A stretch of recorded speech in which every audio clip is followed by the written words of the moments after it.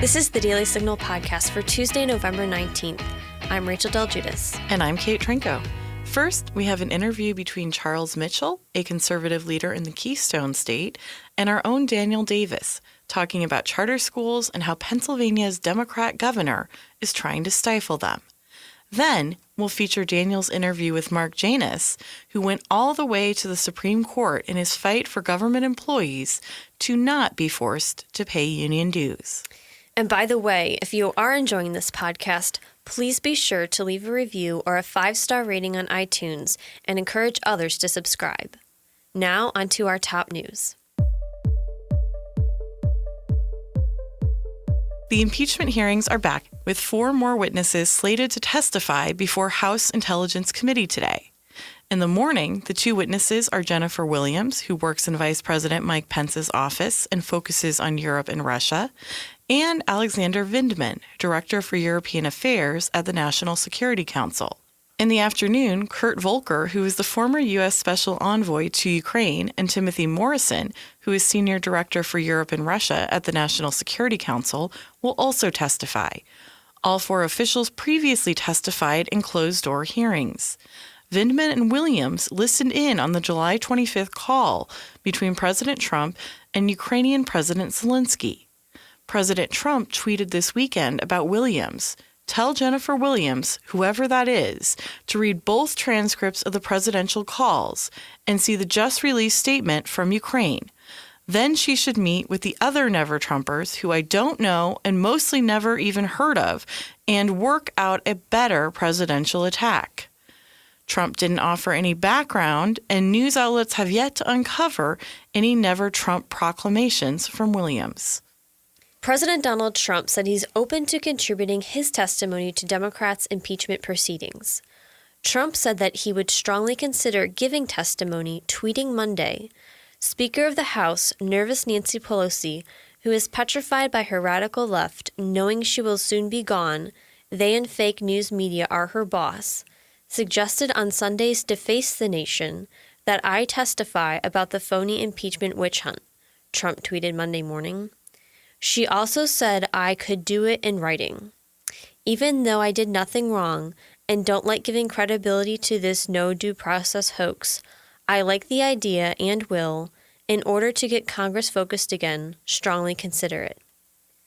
We have already heard from Bill Taylor, the acting U.S. ambassador to Ukraine, George Kent, the Deputy Assistant Secretary of State for European and Eurasian Affairs, and Marie Yovanovitch, the former U.S. ambassador to Ukraine. The fight over President Trump's tax returns continues. Supreme Court Chief Justice John Roberts gave a delay Monday to Trump, who, thanks to an earlier case, was facing having to turn over his financial records for several years to the House Oversight and Government Reform Committee on Wednesday. It's unclear if this means whether the Supreme Court plans to hear the case and decide whether the House Oversight Committee's subpoena is lawful, or if this is just a temporary delay. Jay Sekulow, a lawyer for President Trump, had said in a statement last week, "For the first time in our nation's history, Congress has subpoenaed the personal records of a sitting president from before he was in office. And for the first time in our nation's history, a court upheld a congressional subpoena to the president for his personal papers. Those decisions are wrong and should be reversed." A shooting in Duncan, Oklahoma on Monday outside a Walmart left at least 2 people dead. According to a Facebook post from the Duncan Police Department, 1 female and 1 male were deceased in the car and 1 male outside the car. A handgun was found on the scene. We will update as more information comes in. Another shooting at a backyard football watch party in Fresno, California over the weekend left at least 4 dead and 6 others wounded. The Hong Kong protests continue, this time centered around a university. The Wall Street Journal reports that several hundred people are still believed to be in the Hong Kong Polytechnic University. The journal describes a violent scene, reporting police on Monday afternoon fired tear gas, pepper bullets, and water cannon at dozens of black-clad protesters who jumped railings and tried to flee the campus, driving many back in. Scuffles broke out as protesters hurled bricks while holding umbrellas for cover. Police in riot gear, including members of an elite squad known as the Raptors, made some arrests in close combat, including wrestling to the ground several demonstrators who had fought back. Chick-fil-A won't be giving any more money to two organizations, the Salvation Army and the Fellowship of Christian Athletes, that are both known for their support of traditional marriage. The fast food chain announced Monday that it is modifying the list of charitable organizations it gives to, with Tim Tassopoulos, the president and chief operating officer of Chick-fil-A, saying in a statement that no organization will be excluded from future consideration, faith-based or non-faith-based. Next up, we'll feature Daniel's interview with Charles Mitchell about charter schools in Pennsylvania. If you're tired of high taxes, fewer healthcare choices, and bigger government, it's time to partner with the most impactful conservative organization in America. We're the Heritage Foundation, and we're committed to solving the issues America faces. Together, we'll fight back against the rising tide of homegrown socialism, and we'll fight for conservative solutions that are making families more free and more prosperous. But we can't do it without you. Please join us at heritage.org. Well, I'm joined now by Charles Mitchell. He is the CEO of the Commonwealth Foundation, a free market think tank in Harrisburg, Pennsylvania. Charles, thanks for your time today. Great to be with you. Thanks for having me. So in Pennsylvania and in many states across the country, charter schools have become really the main school of choice for a lot of parents. They see it as better quality. These are better performing schools for their kids. But your governor, Tom Wolf, who is a Democrat, is trying to stamp out these schools in Pennsylvania. Fill us in on what the charter school fight looks like right now in Pennsylvania. Very simply, it's a fight for opportunity. And unfortunately, our governor has declared war on opportunity for Pennsylvania families. He's issued 11 executive orders, the plain intent of which is to put the kibosh on charter schools, just as you said. And the other fact of the matter is, there's more to opportunity for families than charter schools. We believe in all kinds of school choice at the Commonwealth Foundation. I happen to have put my money where my mouth is, and my wife and I started a school earlier this year. But there's lots of different options that work for individual kids, for individual families. We have to grow all of those options for all kids, obviously across Pennsylvania, but all across America. And not just with our governor, but with other governors, presidential candidates, all that kind of stuff. There is a war on, and it's not against charter schools, it's not against school choice, it's not against conservative organizations, it's against the opportunity for kids. So specifically in Pennsylvania, what's the governor doing to try to stop charter schools from growing? Well, nothing much. I mean, he's just breaking the law and trying to prevent people from making the choice that they want to make to benefit their children. That's it. I mean, it's nothing real big. I don't really get why you're doing a news story on it. No. The core of what our governor's trying to do, and this is all totally illegal. You remember the Obama approach? I don't need Congress. I got a pen and a phone. That's what this is, okay? Responsible people like the Commonwealth Foundation have been working with our legislature for years to update our charter law in common sense ways. It was passed in the 90s, okay? What the governor has done with these executive orders, they're very complicated, but the short of it is this. He wants to put a ceiling on how many kids can go to these schools. And how do kids go to these schools? Their parents choose. That's immoral. I mean, it's illegal, but it's immoral to come between these parents and their kids and what's going to help them. And let's be real here, okay? I went to public schools. I went to good public schools. I grew up in the suburbs. My family was very fortunate to be able to do that for me. My parents moved to a district for me and my brother. The kids that are trying to go to these charter schools, they do not have that option.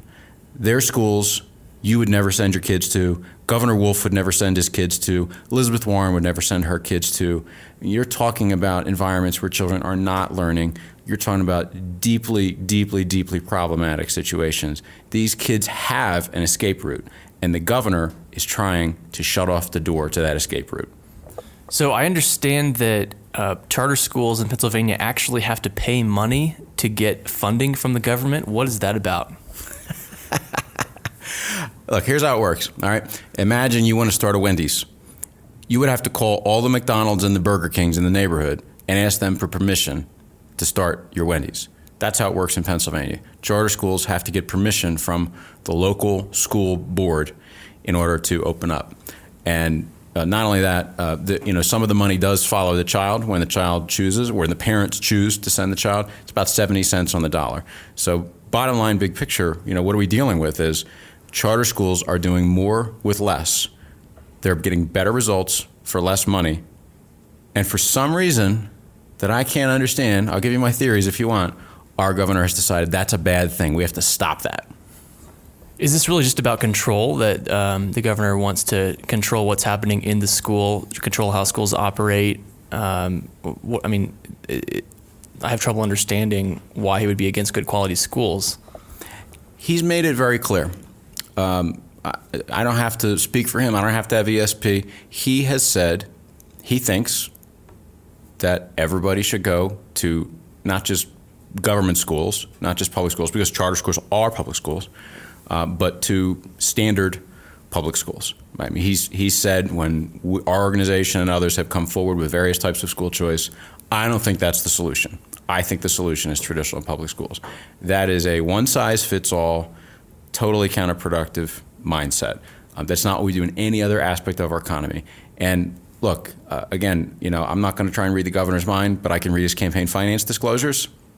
Happens to be the case that far and away his biggest donors are the public sector unions, who have a vested interest in making sure that their dues revenue is maximized from traditional public schools. It seems to me that the governor's plain language, his own words, and his campaign finance disclosures probably tell us something. So Pennsylvania actually has a Republican House and Senate. Are they taking any action to try to stand up to the governor, try to block what he's doing? Well, the first thing I'll say about that is this isn't a partisan issue. You are correct. We do have divided government in Pennsylvania. We've gotten some great things done through divided government. By the way, the same way Heritage did in the 90s, for example, with welfare reform. And there are legislators in both parties who are standing up to the governor. And I personally don't think that he's going to get very far with these attacks because they're legally, they're going to be legally, I think, challenged. They're not legally sound. They're also immoral, as we talked about. There is opposition to them in the legislature. But we have to take this seriously. This is part of a national trend. You look at what Elizabeth Warren's saying. You look at what Governor Whitmer's doing in Michigan. There's been a temperature change that's very evident in the last few years around this issue. And also when you look at the behavior of the public sector unions in Washington and in our state capitals, they are cracking down. They have declared war, not just on charter schools, but on all types of school choice. The temperature of their language has gone up, and they're cracking down on the people that they think they helped get elected to try and deny these opportunities to kids. We have to stop it. We are stopping it in Pennsylvania, by the way. We got a massive increase in school choice this year, in spite of what our governor's trying to do. But part of why I'm so happy to talk with you today is we have to sound the alarm about this across this country. We cannot just let this attack happen. And by the way, we don't have to. We can beat these people. We're beating them in Pennsylvania. We can beat them across the country, and we have to because we owe it to these kids. So you mentioned that you and your wife actually started a private school. I want to ask you about that. What led you to start a school? Well, you could argue I need my head examined because, my day job fighting for these kids all across Pennsylvania and working on all sorts of other public policy issues is, it's a little busy. But we came to believe that there wasn't the kind of educational environment in our community that we wanted for our kids. I do know a thing or two about starting and running and scaling nonprofits. That's what I do. And my wife and I decided we wanted to really put our money where our mouth was and make an opportunity, make a school in our community that would work for other children who want to learn at their own pace, who want to be entrepreneurial, who my kids are working right now. They're starting their own businesses. It's Halloween season, so I understand one of my kids is going to try and monetize her candy, which I support. I'd much rather have her do that than eat it. But we just felt we needed this option for our kids, but also for our community. And it's a natural extension of what we believe and what we fight for every day. Well, you mentioned the power of the unions in Pennsylvania, and I want to pivot to that issue because Pennsylvania historically and up to the present day is a huge union state, both in the public and private sectors. And until fairly recently, public sector employees found themselves having to pay fees to their union, even if they weren't a member. Of course, these were the fair share fees that were struck down in the landmark Janus ruling from the Supreme Court in 2017, putting an end to it, at least in theory. So just refresh for our audience, what did the Janus ruling actually do, and what effect is it having in Pennsylvania right now? The Janus case, in plain English, said you can't be forced to pay money to a public sector union in order to keep your job. That's what it said. That's a huge paradigm shift in this country. However, public sector unions did not make themselves the kingmakers of politics in this country overnight, and they're not stupid. And we knew at the Commonwealth Foundation they were not going to roll over. They were not just going to let people do what they want with their money. They have a pretty clear track record of not doing that for 50 years. And in Pennsylvania, what they've done in particular is really two things. One, they either don't tell people about their rights or they lie to them. They certainly are not going out of their way to tell them about the Janus case. And when they do go out of their way, they say things, and we have them in writing saying this, like, you will be fired if you don't pay money to the union, or you'll lose your benefits, or you'll lose your pension, or all sorts of nightmare scenarios like that. That is all false. That is complete baloney. But they have credibility. They've been in these workplaces for decades, and they're saying it. We have them in writing, by the way. And secondly, they're relying upon these very restrictive windows we have that are legal in Pennsylvania to essentially say, yeah, you can leave your union, but you can only leave in a 2-week period every 3 to 5 years. So just imagine, right? This is how my friend Mark Janus puts it this way. Imagine if somebody said to you about your First Amendment rights, you can have them 2 weeks out of 50, right? Or 2 weeks out of every 5 years. I mean, that's what they were going to. That's what they've been trying to do in Pennsylvania. Now, the good news is, first of all, we have a bill moving through the legislature that would require the government to notify people of their First Amendment rights. What a rocket science idea, right? And many workers in Pennsylvania have stood up and have worked with public interest law firms. For example, there's one that's great in Pennsylvania called the Fairness Center. There's an organization called Americans for Fair Treatment that educates workers about their rights, and they are standing up. And in fact, there have been now multiple class action lawsuits filed by these workers using law firms like the Fairness Center and National Right to Work against the unions. And as a result, just in the last couple of weeks, 5 major unions have said, you know what, these windows that we've been telling workers they have to use in order to exercise the First Amendment rights, we were just kidding. We're not going to do that anymore. Now, they said it had nothing to do with the lawsuits. If you believe that, I got a bridge I can sell you. So do you think workers in Pennsylvania are coming to a greater awareness of their rights under the Janus ruling? I mean, it seems that a lot of this power that unions have exerted over workers is that people just haven't known their rights under the ruling. I mean, it's only a 2-year-old ruling. Do you see a greater awareness that they can actually stand up for their rights? Yeah, I don't think that union members are getting more aware. I know they are. And it's been a really, in the scheme of things, a really short amount of time, just over a year since the ruling. And we've seen many, many, many workers, first of all, vindicate their rights, just get out, because that's what they want to do. But we've also seen many workers contact the legislature, ask them to pass, for example, this bill, we call it the Employee Rights Notification Act. We've seen many workers stand up and file lawsuits. I mean, if you think about it, right, it takes real courage to put your name on a lawsuit against your union. I mean, you have to be really sure that they are doing something that they shouldn't be doing. You also have to be really sure you have a good lawyer, right? Yeah. But that's a very significant thing, and we're seeing a wave of these lawsuits in Pennsylvania. And we've seen from, for example, the work that the unions have done to try and force people through these restrictive windows, which, by the way, we also know what they do is during the window, they'll change the P.O. box that you're supposed to send the letter to so it gets returned, and then you're outside the window. We know what they were going to do. We've seen them surrender on that huge advantage that they have under Pennsylvania state law that's been in there for decades. Let's be honest, right? When you have major precedent from the United States Supreme Court, I don't care what the issue is, it takes decades to enforce it.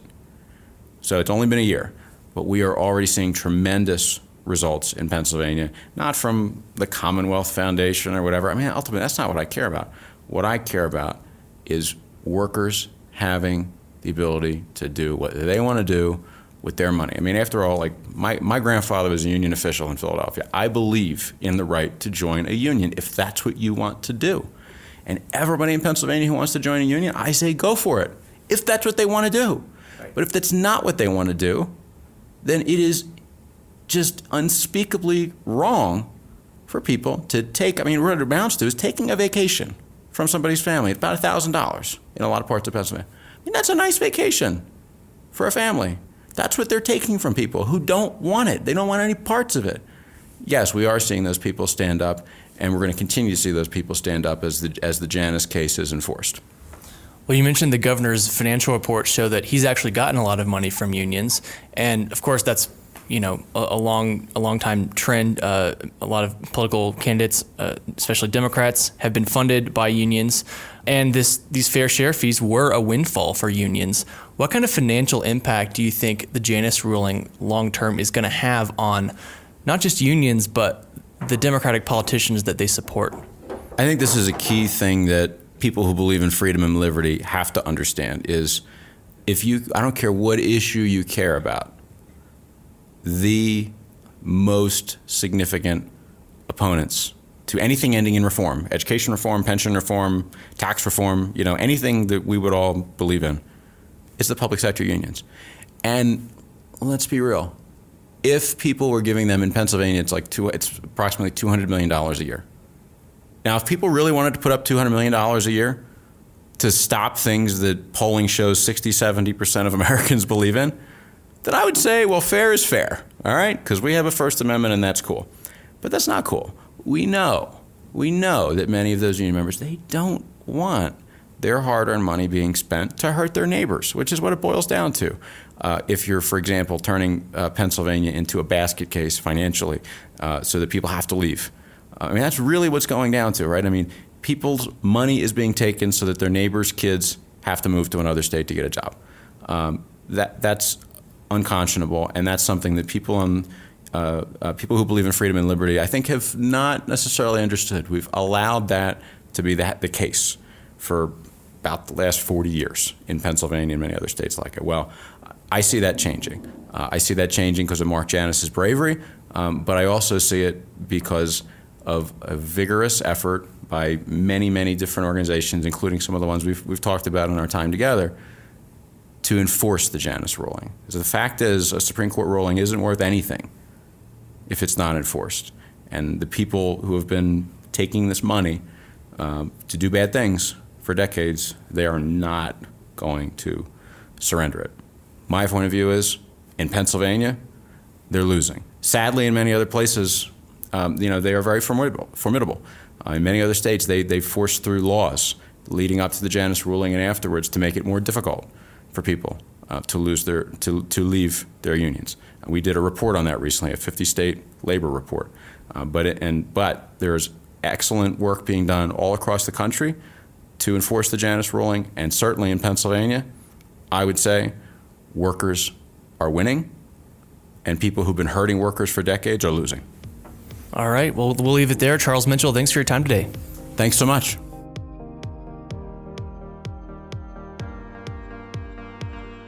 Are you looking for quick conservative policy solutions to current issues? Sign up for Heritage's weekly newsletter, The Agenda. In The Agenda, you will learn what issues Heritage scholars on Capitol Hill are working on, what position conservatives are taking, and links to our in-depth research. The Agenda also provides information on important events happening here at Heritage that you can watch online, as well as media interviews from our experts. Sign up for The Agenda on heritage.org today.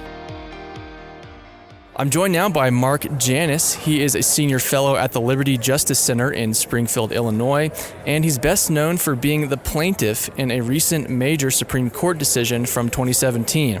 That case was Janus versus American Federation of State, County, and Municipal Employees. Mark, thanks for your time today. Oh, welcome. Very glad to be here.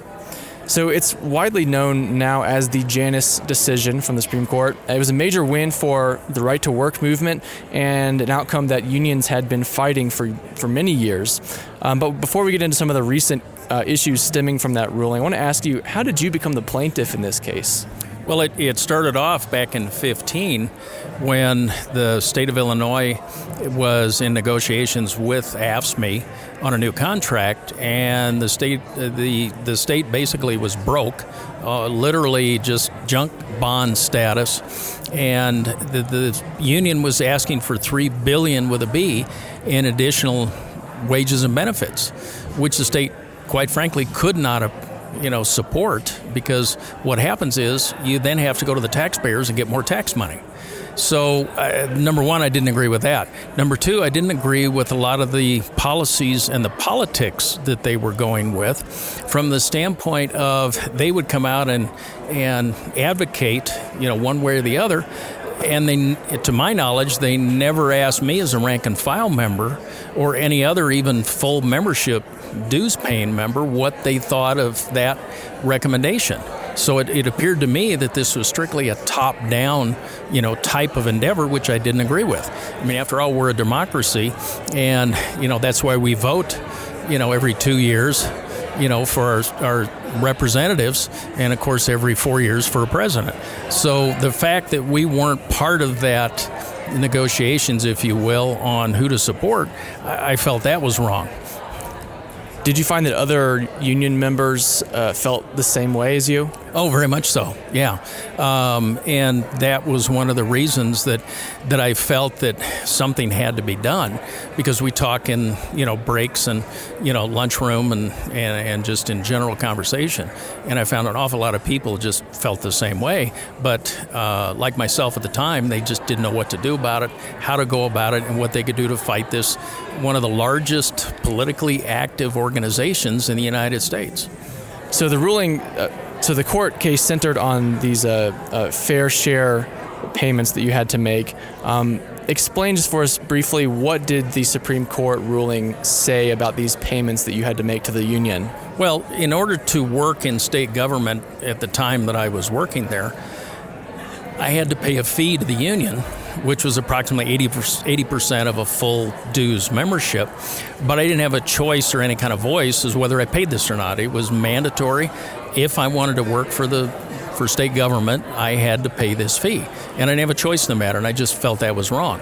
So therefore, in my opinion, it was against my First Amendment rights on freedom of speech and freedom of association, because I was forced to support an organization for them to speak on my behalf that I didn't agree with, whether it be contract negotiations, any of their political activities they were doing, and so on. And that's what got my dander up, if you will, and that's why I couldn't figure out what to do about it till I met an individual that pointed me in the direction of Liberty Justice Center and began some dialogue with them and discussions, and obviously the rest is history. We now have a decision that went to the Supreme Court, and we got heard, and we have a good spot now. And one of the things that I try to emphasize to people is, I am not anti-union. If you want to go out and join a union on your own free will, God bless you. If that's your choice, do it. But don't force a lot of us that don't want to support the union or may not necessarily agree with their politics and their policies. Don't force us to pay a fee or force us into a membership that we don't want. So what are some of the positive effects from your, perspective of this ruling? Has it forced these unions to stop basically picking your pocket for, they would say they're defending your interests, but you disagree? Any positive outcomes so far? Well, the biggest positive outcome is that we now have approximately 5.5 million public sector workers that do not have to pay these fees anymore across the entire country. And you now have these public sector workers across the country that can make their own choice, and they have their own voice on who they want to represent them. Now, this gets into some kind of funny type of stuff when it comes to when you start looking at exclusive representation, a number of other areas. But the main thing that I think is the most positive part is that now you've got a worker freedom to make their own choices and the like. And of course, the biggest difficulty now is you have people that now that they do have that choice and they do have that voice, they're starting to exercise it. They're saying, look, I don't necessarily agree with what is going on here with their particular union. So they try to resign, but they find that the unions are using all kinds of tactics, such as windows, maintenance of membership, and the like, that is saying, sorry, you can only resign during a 2-week period of every year, for example, which is considered a window. And the difficult part of that is you're giving up your First Amendment rights of freedom of speech and association for 50 weeks out of the year. So you only get to exercise that 2 weeks out of the year? That's just plain wrong. I think if it was any other area, that people would look at, I think they would have their dandruff up a lot more, and they would be more frustrated, and they would get very upset about it.